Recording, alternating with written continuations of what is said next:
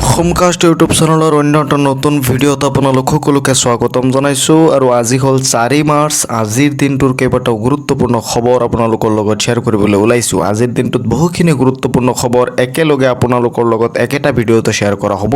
গতিকে ভিডিঅ'টো প্ৰথমৰ পৰা শেষলৈকে অলপো স্কিপ নকৰাকৈ সম্পূৰ্ণৰূপে চাব আৰু চেনেলটো ছাবস্ক্ৰাইব কৰি ৰাখিব পৰৱৰ্তী ভিডিঅ' পাবলৈ। আৰু এটা সৰু ৰিকুৱেষ্ট কৰিম, ভিডিঅ'টো শেষত শ্বেয়াৰ কৰি দিব যাতে সকলোৱে আজিৰ দিনটোৰ গুৰুত্বপূৰ্ণ খবৰখিনি একেলগে একেটা ভিডিঅ'তে চাব পাৰে। আৰু দিব বিচাৰিছোঁ আজিৰ দিনটোৰ একেবাৰে প্ৰথমটো খবৰ। অখিল গগৈক গুৰুত্বহীন কৰি কংগ্ৰেছে প্ৰকাশ কৰিলে প্ৰাৰ্থীৰ তালিকা। বেয়া পাইছোঁ বুলি অখিল গগৈৰ পোষ্ট। অখিল গগৈক গুৰুত্বহীন বুলি কংগ্ৰেছে গুৰুত্ব নিদিয়াকৈ কংগ্ৰেছে প্ৰথমখন প্ৰাৰ্থী তালিকা ইতিমধ্যে প্ৰকাশ কৰিছে। 42জনীয়া প্ৰাৰ্থী তালিকা প্ৰকাশ কৰিছে আৰু এই কথাত অখিল গগৈয়ে বেয়া পাইছোঁ বুলি ফেচবুকত এটা পোষ্ট দিয়া দেখা গৈছে। মিত্ৰতা বিচাৰি কংগ্ৰেছৰ ওচৰত মুখ থেকেচা খেলে অখিল গগৈয়ে। কংগ্ৰেছৰ তালিকা প্ৰকাশৰ পিছতেই বিধায়ক অখিল গগৈৰ ফেচবুক পোষ্ট। কংগ্ৰেছৰ এই 42জনীয়া তালিকা প্ৰস্তুত কৰাৰ পাছতেই অখিল গগৈয়ে তেওঁৰ ফেচবুকত পোষ্ট দিয়া দেখা গৈছে আৰু তেওঁ তাত উল্লেখ কৰিছে যে পোষ্টত তেওঁ লিখিছে যে দুৰ্ভাগ্যজনক, এইটো এটা দুৰ্ভাগ্যজনক ঘটনা বুলি তেওঁৰ ফেচবুক পোষ্টত উল্লেখ কৰিছে।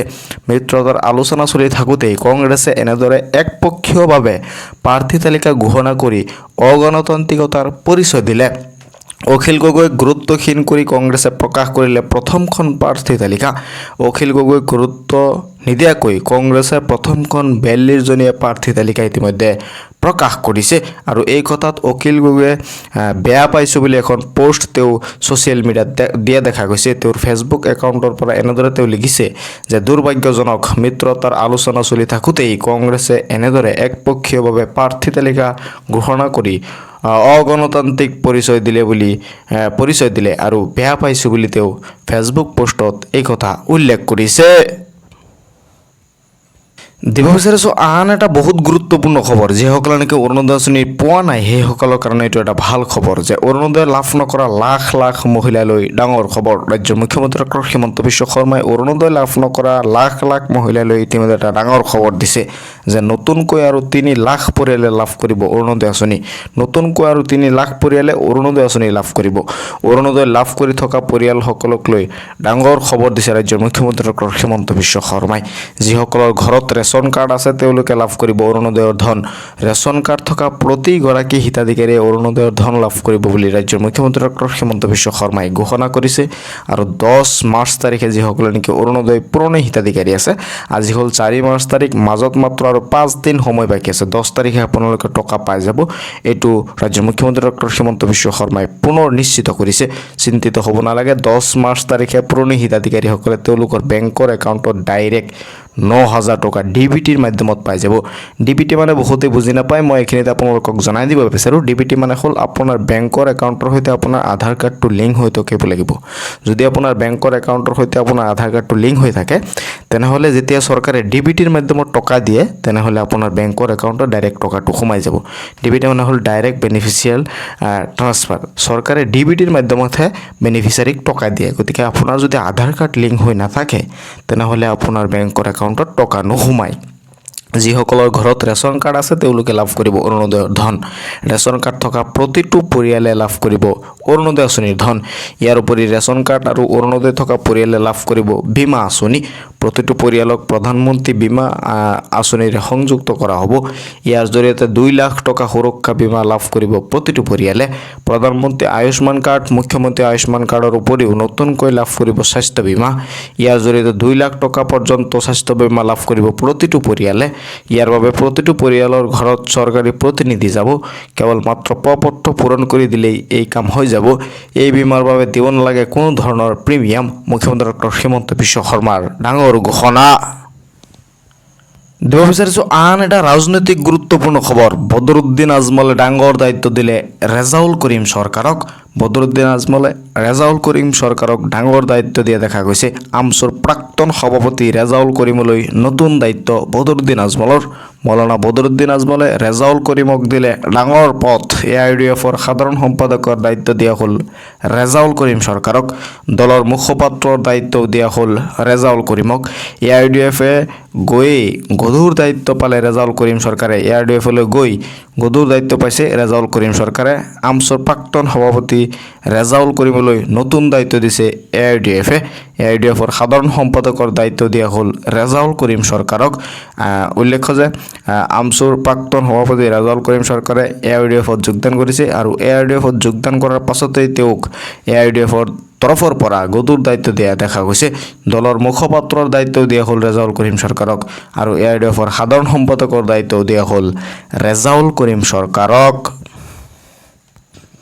দিব বিচাৰিছোঁ আন এটা গুৰুত্বপূৰ্ণ খবৰ 16 বছৰৰ তলত শিশুৰ বাবে মোবাইল ফোন আৰু ছ'চিয়েল মিডিয়া ব্যৱহাৰ নিষিদ্ধ হোৱাৰ সম্ভাৱনা আছে অষ্ট্ৰেলিয়াৰ দৰে দেশত শিশুৰ বাবে মোবাইল ফোন নিষিদ্ধ কৰাৰ সিদ্ধান্তক অনুসৰণ কৰ্ণাটকৰ চৰকাৰৰ উপাচাৰ্যৰ বৈঠকৰ পিছতে আইনজ্ঞৰ পৰামৰ্শলৈ অপেক্ষা কৰ্ণাটক চৰকাৰৰ এই পৰিকল্পনাৰে মোবাইল এৰক কিতাপ ধৰক শীৰ্ষক অভিযান কৰ্ণাটক চৰকাৰৰ অত্যাধিক স্ক্ৰীন টাইম আৰু ছ'চিয়েল মিডিয়াৰ ব্যৱহাৰে শিশুৰ মানসিক বিকাশত বাধা জন্মাইছে শিশুৰ আচৰণ তথা সাধাৰণ জ্ঞান আহৰণতো পৰিছে নেতিবাচক প্ৰভাৱ অত্যাধিক মোবাইলৰ আসক্তিয়ে ছাত্ৰ ছাত্ৰীৰ পঢ়া শুনাৰ প্ৰতি থকা মনোযোগ হ্ৰাস কৰিছে শিশুৰ মানসিক স্বাস্থ্য শৈক্ষিক বিকাশৰ বাবে এই ব্যৱস্থা গুৰুত্বপূৰ্ণ বুলি বিবেচনা কৰে চৰকাৰে এই সন্দৰ্ভত বিভিন্ন শিক্ষা বিশেষজ্ঞৰ মতামত সংগ্ৰহ অব্যাহত ৰাখিছে চৰকাৰে একাংশই এই সিদ্ধান্তক আদৰি জনাইছে যদিও আন একাংশৰ মতে এই সিদ্ধান্তই ডিজিটেল শিক্ষাত প্ৰভাৱ পেলাব বুলি তেওঁলোকে জনাইছে শীঘ্ৰেই এই বিষয়ক লৈ সকলো শিক্ষা বিশেষজ্ঞৰ পৰামৰ্শৰ সৈতে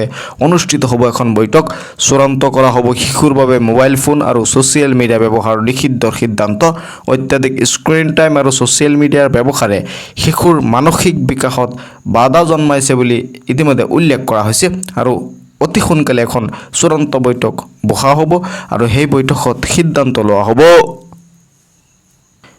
দেশৰ কোটি কোটি PM কিষাণৰ হিতাধিকাৰীলৈ আহি গ'ল এটা ভাল খবৰ যদি আপুনি PM কিষাণৰ এজন হিতাধিকাৰী হয় তেনেহ'লে আপোনাৰ কাৰণে এই ভিডিঅ'টোত আছে এটা ভাল খবৰ আপুনি এই কথাখিনি ইতিমধ্যে জানিব লাগিব ইতিমধ্যে প্ৰকাশ পালে আঁচনিৰ হিতাধিকাৰী তালিকা কোনসকলে এই টকা পাব PM কিষাণৰ 22 নং কিস্তিৰ টকা কোনসকলে পাব ইতিমধ্যে এখন তালিকা প্ৰস্তুত কৰা হৈছে যদি আপুনি জানিব বিচাৰে আপোনাৰ নাম আছে নে নাই তেনেহ'লে আপুনি অফিচিয়েল যেটো ওয়েবসাইট আছে pmkishan.gov.in সেই অফিচিয়েল ওয়েবসাইটত গৈ আপুনি চেক কৰিব পাৰিব নহলে আপোনাৰ PM যেটো আইডি আছে PM কিষাণৰ এটা আইডি থাকে আপোনালোকে নিশ্চয় জানে সেই আইডিটো দি আপুনি চেক কৰিব পাৰিব আইডিটো দি আপুনি প্ৰথমতে অফিচিয়েল ওয়েবসাইটত গৈ নো ইওৰ ষ্টেটাছত গৈ আপোনাৰ আইডিটো দি এটা OTPৰ জৰিয়তে এটা OTP আহিব সেই OTPটোৰ জৰিয়তে আপুনি বহাই পেলাই আপুনি আপোনাৰ নিজৰ ষ্টেটাস চেক কৰিব পাৰিব ষ্টেটাস মানে আপোনাৰ সব কিছু ঠিক আছে না নাই আপুনি সেই অফিচিয়েল ওয়েবসাইটত চেক কৰিব পাৰিব আৰু ইতিমধ্যে প্ৰকাশ পালে আঁচনিৰ হিতাধিকাৰী এখন তালিকা প্ৰস্তুত কৰিছে সেই তালিকাত আপোনাৰ নাম আছে না নাই আপুনি নিজেও চেক কৰিব পাৰিব ডিবিটিৰ জৰিয়তে কৃষকৰ একাউণ্টত সোমাব চৰকাৰৰ এই ধন ডিবিটিৰ মাধ্যমত কৃষকে এবাৰ নতুন নিয়মৰে নতুন বছৰত কৃষকৰ একাউণ্টত দিয়া হ'ব ধন যিসকল কৃষকে KYC কৰিছে সেইসকল কৃষকে লাভ কৰিব এই ধন অসমৰ প্ৰায় 18 লাখৰো অধিক কৃষকে লাভ কৰিব এই চৰকাৰী ধন অতি সহজেই তালিকাত চাব পাৰিব আপোনাৰ নাম আপুনি pmkishan.gov.in ওয়েবসাইটত গৈ কেনেদৰে আপোনাৰ নাম চাব মই আপোনালোকক জনাইছো যদি চাব নোৱাৰে বা আপোনাৰ যদি কিবা প্ৰবলেম থাকে তেনেহলে আপোনাৰ ওচৰত থকা CSC চেণ্টাৰত গৈ আপুনি কামখিনি কৰিব পাৰিব অন্যথা আপুনি 155261 অথবা 01124300606 এই নম্বৰত আপুনি অভিযোগ দিব পাৰিব যিকোনো ধৰণৰ অভিযোগ আপুনি এই নম্বৰত দিব পাৰিব আৰু অফিচিয়েল ওয়েবসাইটত গৈ আপোনাৰ নিজৰ নাম চেক কৰিব পাৰিব ইতিমধ্যে এখন হিতাধিকাৰীৰ তালিকা চৰকাৰী অফিচিয়েল ওয়েবসাইটত প্ৰস্তুত কৰা হৈছে সেই তালিকাত আপোনাৰ নাম আছে নে আপুনি চেক কৰি লওক কাৰণ অতি সোনকালে চৰকাৰে PM কিষাণৰ 22 নং কিস্তিৰ ধন মুকলি কৰি দিব বিচাৰিছোঁ আন এটা গুৰুত্বপূৰ্ণ খবৰ গুটখা পান মছলা চিগাৰেট ধপাত বিক্ৰীত আহি গ'ল নিষেধাজ্ঞা বিক্ৰী কৰিলে যাব লাগিব জেইলত গুটখা পান মছলা চিগাৰেট আদি ধপাত বিক্ৰীত আহি গ'ল এটা নিষেধাজ্ঞা বিক্ৰী কৰিলে যাব লাগিব জেললৈ গুটখা পান মছলা চিগাৰেট আদি ধপাত জাতীয় সামগ্ৰীত এতিয়া বিক্ৰী কৰিলে আপুনি সাৱধান হৈ যাওক দোকানে দোকানে চলিছে প্ৰশাসনৰ অভিযান বিদ্যালয়ৰ সমীপৰ দোকানত বিক্ৰী কৰিব নোৱাৰিব ধপাত জাতীয় সামগ্ৰী ভৰিব লাগিব লাখ টকাৰ জৰিমনা জৰিমনা জুৰিয়া দক্ষিণ বগৰীকুৰিৰ গেলামালৰ দোকানে চলিছে এই অভিযানত জব্দ বৃহৎ পৰিমাণৰ ধপাত জাতীয় সামগ্ৰী দোকানে চলিছে প্ৰশাসনৰ অভিযান এতিয়া যদি আপুনি গুটখা আৰু এই পান মছলা বা যিকোনো ধৰণৰ ধপাত জাতীয় সামগ্ৰী আপোনাৰ দোকানত বিক্ৰী কৰে তেনেহ'লে আপোনাৰ জৰিমনা হ'ব এই ব্যৱস্থা কৰিছে জুৰিয়া দক্ষিণ বগৰীকুৰিৰ গেলামালৰ দোকানে ইতিমধ্যে প্ৰশাসনৰ অভিযান চলিছে আৰু আপোনালোক এতিয়া যদি এইসমূহ বস্তু আপোনাৰ দোকানত বিক্ৰী কৰে তেনেহ'লে সাৱধান হৈ যাওক দিব বিচাৰিছোঁ আন এটা গুৰুত্বপূৰ্ণ খবৰ ৰেচন কাৰ্ডৰ হিতাধিকাৰীৰ বাবে মুখ্যমন্ত্ৰীৰ ডাঙৰ ঘোষণা বিনামূলীয়াকৈ লাভ কৰিব চাউল দাইল চেনি নিমখ আৰু মিঠাতেল কেতিয়াৰ পৰা পাব আপোনালোকে জানে যে 1 মাৰ্চৰ পৰা 10 মাৰ্চৰ ভিতৰত আপোনালোকৰ এই ৰেচন দোকানৰ পৰা আপোনালোকৰ যি ৰেচনসমূহ সংগ্ৰহ কৰাৰ তাৰিখ 1 মাৰ্চৰ পৰা 10 মাৰ্চ তাৰিখৰ ভিতৰত আৰু এইখিনিতে ৰাজ্যৰ মুখ্যমন্ত্ৰী ডক্টৰ হিমন্ত বিশ্ব শৰ্মাই এটা গুৰুত্বপূৰ্ণ মন্তব্য কৰা দেখা গৈছে যে ৰেচন কাৰ্ডৰ হিতাধিকাৰীৰ বাবে আহি গ'ল এটা ডাঙৰ খবৰ নিৰ্বাচনৰ পিছত বিনামূলীয়াকৈ পাব সকলো ৰেচন ৰাজ্যৰ মুখ্যমন্ত্ৰী ডক্টৰ হিমন্ত বিশ্ব শৰ্মাই ঘোষণা কৰিছে যে নিৰ্বাচনৰ পাছত সকলো ৰেচন বিনামূলীয়াকৈ আপোনালোকে লাভ কৰিব পাৰিব এতিয়া দি থকা 100 টকাও আপোনাৰ দিব নালাগে চাউলৰ লগতে চেনি দাইল নিমখ আৰু মিঠাতেলো লাভ কৰিব বিনামূলীয়াকৈ প্ৰতিটো পৰিয়ালক 1 লিটাৰ মিঠাতেল 1 কেজি চেনি দাইল চাউল আৰু নিমখ বিনামূলীয়াকৈ দিব চৰকাৰে চাউলৰ লগতে চেনি দাইল আৰু নিমখ মিঠাতেল লাভ কৰিব বিনামূলীয়াকৈ ৰাজ্যৰ মুখ্যমন্ত্ৰী ডক্টৰ হিমন্ত বিশ্ব শৰ্মাই ঘোষণা কৰিছে যে এতিয়া দি থকা আপোনাৰ 100 টকাও দিব নালাগে নিৰ্বাচনৰ পাছত আপোনালোকে এই সামগ্ৰীসমূহ ৰেচনৰ দোকানৰ পৰা সুলভ মূল্যৰ দোকানৰ পৰা আপোনালোকে বিনামূলীয়াকৈ লাভ কৰিব পাৰিব আৰু আজিৰ এই দিনটোৰ গুৰুত্বপূৰ্ণ খবৰখিনি আপোনালোকে শ্বেয়াৰ কৰি দিয়ক যাতে সকলোৱে চাব পাৰে আৰু মোৰ চেনেলটো ছাবস্ক্ৰাইব কৰি ৰাখিব পৰৱৰ্তী ভিডিঅ' পাবলৈ লগ পাম পৰৱৰ্তী ভিডিঅ'ত আৰু চাই থাকিব আপোনালোকৰ আপোন চেনেল অসম কাষ্ট।